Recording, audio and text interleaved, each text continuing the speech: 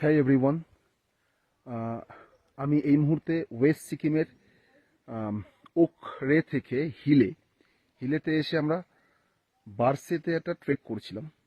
তো আমরা অনেকটাই হাই অল্টিটিউডে আছি।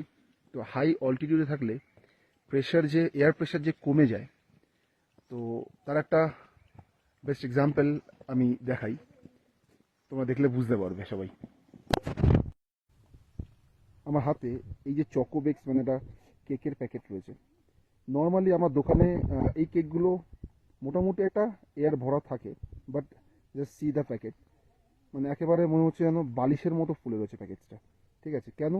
কারণ আশেপাশে এয়ার প্রেশার কম এবং এর ভিতরে যে এয়ারটা ছিল তার প্রেশারটা অটোমেটিক্যালি কি বেড়ে গেছে, মানে ডিউ টু সারাউন্ডিংস প্রেশার।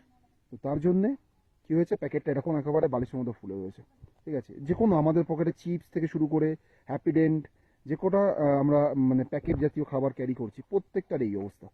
তো আমার মনে হলো যে একেবারে বেস্ট এক্সাম্পল, হাই অল্টিটিউডে আসলে যে এয়ার প্রেশার কমে যায় সেটা দেখাই। প্যাকটা কেমন লাগলো? ঠিক এভাবে আমাদের যাদের হাই ব্লাড প্রেশার রয়েছে, তো হাই অল্টিটিউডে আসলে তাদের একটু প্রবলেম হয়, কারণ ব্লাড ভেসেলসে আমাদের একটা ব্লাড প্রেশার রয়েছে। তো সারাউন্ডিংসে প্রেশার কমে যাওয়ার জন্য তখন ব্লাড ভেসেলসেরও প্রেশারটা বেড়ে যায়।